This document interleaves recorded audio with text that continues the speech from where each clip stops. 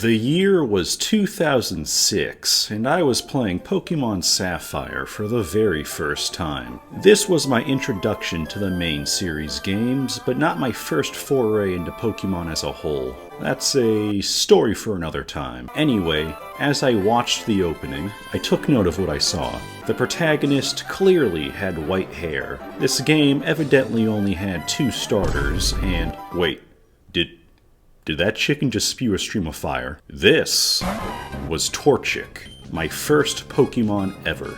Our meeting was rather impromptu. The regional professor got ambushed by a hyena, but his thanks for our intervention was companionship. We began our journey eagerly, and oh boy, what a trek it was. As you'd probably expect, choosing the fire starter in a region notorious for its hydration was certainly a choice. To make matters worse, my 2 other Pokemon for a decent chunk of the early game were Magikarp and Slakoth, the former being caught on the cryptic advice of my older brother, and the latter being caught purely due to its personality. Needless to say, we got battered a lot. Be it the early, mid, or late game, it didn't matter. And yet, we persevered just the same. Both my blazing pullet and I grew over the course of this adventure, facing greater challenges and forging an unbreakable bond. We traversed exotic locations, encountered grown adults with negative IQ points, and battled primordial beings. When we reached the Elite Four, we gave it our all in a grueling gauntlet, attaining the championship for the first time. In subsequent playthroughs, I would sometimes choose Mudkip and rarely Treecko,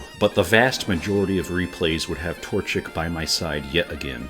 Look, the Blaziken family is just perfection. From the small details, such as the fact that it's the only starter line to have gender differences in each stage, to the strange, esoteric aspects, these Pokemon have it all. To start, this was the first time in the series that a starter introduced a unique type combination, and what a typing it was. Firefighting was pioneered by Blaziken, perfected with Infernape, and then derailed entirely via Emboar. Indeed, 3 starters in a row with the exact same dual typing has left quite the traumatic mark in the fandom.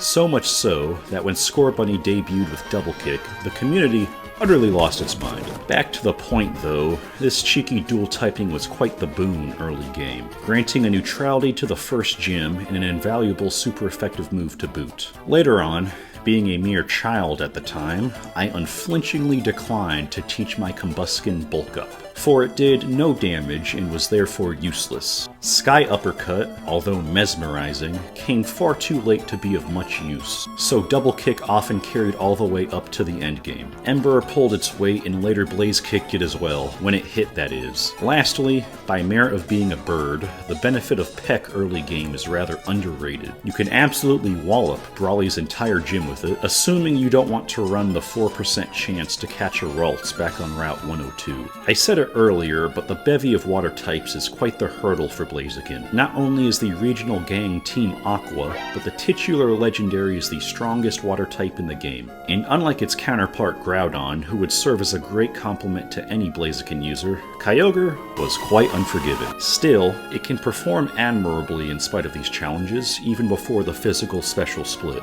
Side note, but I absolutely love each dex entry for this line. Torchic gives warm hugs. Combusken's cry is quite noisy, which... yeah.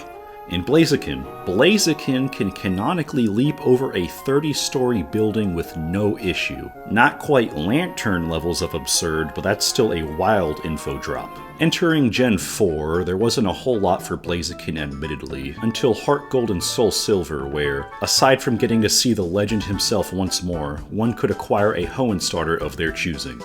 Guess who I went with? No, it wasn't until Gen 5 when something truly astounding happened. Someone at Game Freak had a very naughty idea. Hidden abilities were a new addition to the games, and nearly every Pokemon was set to get their own. Sceptile, give it Unburden.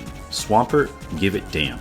Blaziken, Speed Boost. That's right, They gave a Pokemon with these stats an ability that raises speed every turn. Predictably, it became an absolute menace. But even that wasn't all, because come Generation 6, Blaziken was among the first Pokemon to receive a Mega Evolution, something that its fellow Hoenn starters didn't even get at the start. This granted it monstrous stats and a guaranteed speed boost. Torchic was the very first event distribution for X and Y, coming in a Cherish Ball, holding Blazikenite, and already having its hidden ability. This very quickly led to having a team half comprised of starters, but man was it a blast. In that very same generation, we got Gen 3 remakes and the chance to enjoy Hoenn all over again. Blaziken fans were truly eating well, and despite the fact that all of this happened over a decade ago, I dare say that we still aren't famished to this day. Besides, if you want to see what too much of a good thing looks like, simply observe Charizard's reputation in the community these days. Legend ZA is slated to bring back Megas, meaning that our titular Kickin' Chicken will enter the fray once more. Personally, Blaziken is my favorite starter. My second favorite Pokemon of all time, as a matter of fact. It has stood the test of time for over 2 decades now, and is the sole reason why I choose the Fire starter in each new generation. That is all I have for you today. Thank you for your time. It has stood the test of time for over 2 decades now, and is the sole reason why I choose the Fire starter in each new generation. Yeah, sorry, but ZA doesn't include any new starters. #CrocGang.